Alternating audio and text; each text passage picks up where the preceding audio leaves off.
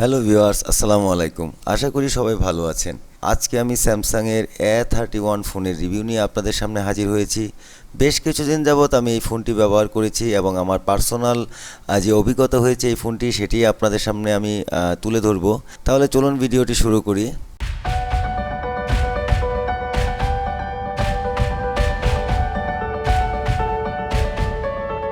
প্রথমে জেনে নিই এই ফোনের বিল্ড কোয়ালিটি সম্পর্কে।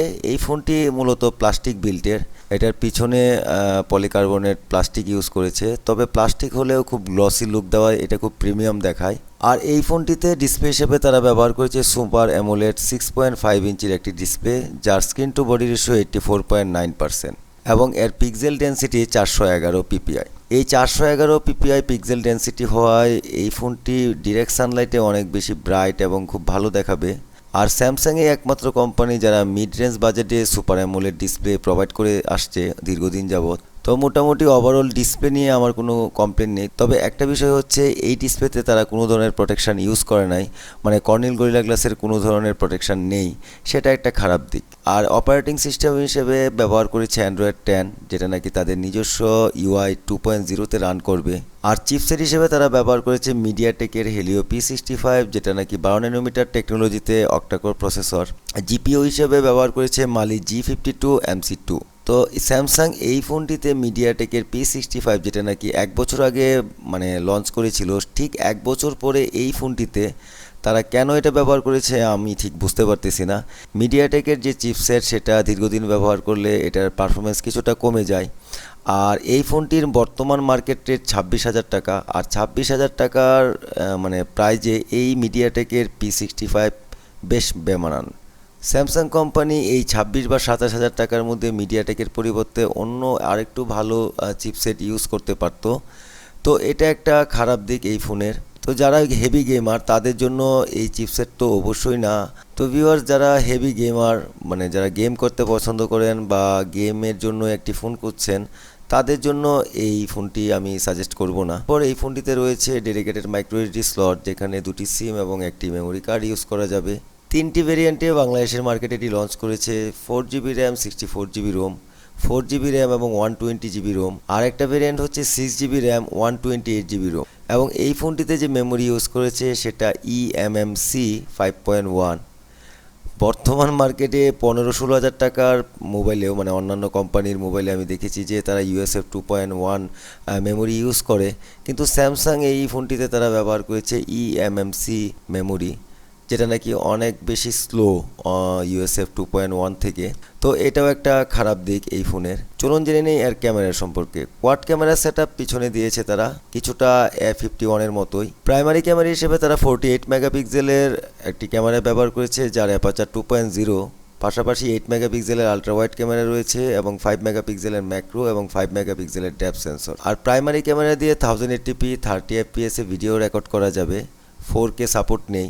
পাশাপাশি কোনো ধরনের EIS বা কোনো ধরনের স্টেবিলাইজেশন নেই, যে কারণে ভিডিও করার সময় মানে একটু কাঁপাকাঁপি করবে, মানে স্টেবল ভিডিও আপনারা পাবেন না এই ক্যামেরা থেকে।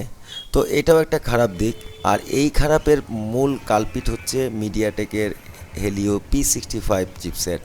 কারণ মিডিয়াটেকের হেলিও P65 চিপসেটে মানে EIS বা কোনো ভিডিও স্টেবিলাইজেশন সাপোর্ট করে না। তো এটা একটা মানে বিশাল খারাপ দিক। স্যামসাং কোম্পানি 26 বা 27 হাজার টাকার মোবাইলে EIS নেই, সেটা আমাকে খুব বেশি ডিসঅ্যাপয়েন্টেড করেছে।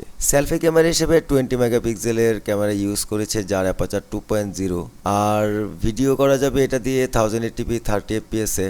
তো প্রাইমারি ক্যামেরা এবং সেলফি ক্যামেরা দিয়ে ডে লাইটে বা ভালো আলোতে ভালো ছবি পাওয়া যাবে, তবে লো লাইটে খুব একটা ভালো ছবি এটার মধ্যে পাওয়া যায় না। আমি অনেকদিন যাবত এই ফোনটি ইউজ করতেছি, যে কারণে লো লাইটে বা রাতের বেলায় ছবি তুললে অনেক বেশি নয়েজ আসে ছবিতে।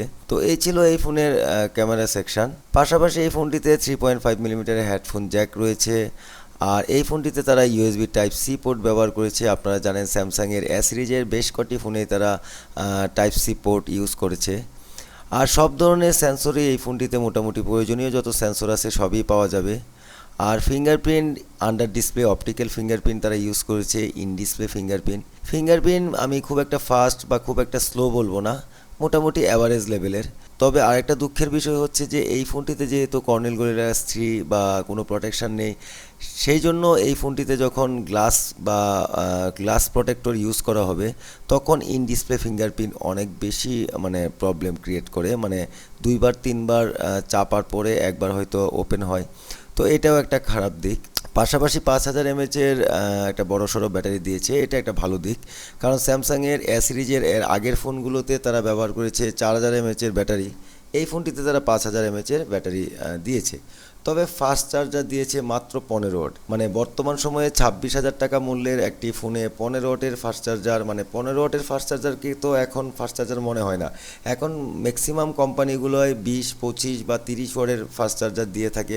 20 থেকে 25,000 রেঞ্জের যে ফোনগুলো তারা লঞ্চ করতেছে, সেইখানে স্যামসাং কোম্পানি এই সময়ে মানে 2020 সনে 15 ওয়াটের ফাস্ট চার্জার এই 26,000 টাকার প্রাইস রেঞ্জের ফোনে, সেটা মোটেও তাদের কাছ থেকে আমরা আশা করি না। বর্তমান সময়ে সবগুলা ফোন কোম্পানি মানে একে অপরের সঙ্গে প্রতিযোগিতা দিয়ে ফোন রিলিজ করেই যাচ্ছে। স্যামসাং কোম্পানি বিগত 6 মাসে কমপক্ষে 40 থেকে 50টি মডেল তারা লঞ্চ করেছে, মানে খুবই হাস্যকর। মানে Samsung A10, A20, A21, A20s, A30, A30s, A31, A50, A51, মানে এরকম করে করে মানে প্রতিনিয়তই তারা ফোন বের করতেছে। এবং প্রতিযোগিতার মার্কেট যেহেতু, তারা একই ধরনের চিপসেট, একই ধরনের ডিসপ্লে দিয়ে বিভিন্ন মডেলে তারা ফোনগুলো রিলিজ করতেছে। আর আমরা যারা ফোন ইউজ করি এই সমস্ত কোম্পানি, তারাও মোটামুটিভাবে একটা কনফিউশনে পড়ে গেছি কোন ফোনটি কিনবো এবং কোন ফোনটি ভালো হবে। তো স্যামসাং কোম্পানি এই বর্তমান যুগে 26,000 টাকার মধ্যে যে সমস্ত স্পেসিফিকেশান দিয়েছে, সেটা আমি মোটেই মানে স্যাটিসফাই নাই এই ব্যাপারে। তো যারা হেভি গেমার তাদের জন্য অবশ্যই এই ফোনটি না।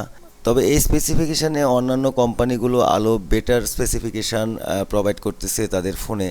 তো আশা করি স্যামসাং কোম্পানি পরবর্তীতে আরও বেটার কনফিগারেশন দিয়ে এই প্রাইস রেঞ্জে তারা স্মার্টফোন রিলিজ করবে, সেই আশা করি ভিডিও ভালো লেগেছে। এবং কমেন্ট সেকশানে লিখবেন, এই ফোন যারা ইউজ করতেছেন তাদের কাছে রিকোয়েস্ট, তা আপনাদের মতামত আমার কমেন্ট সেকশানে লিখবেন। এবং আমার চ্যানেলে যারা নতুন তাদের কাছে আমার অনুরোধ, আমার চ্যানেলটি সাবস্ক্রাইব করে রাখবেন এবং পাশে থাকা বেল আইকনটি অন করে দিবেন, যাতে আমি পরবর্তী ভিডিও আপলোড করার সাথে সাথে সেটার নোটিফিকেশান আপনাদের কাছে চলে যায়।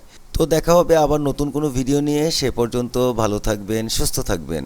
আল্লাহ হাফেজ।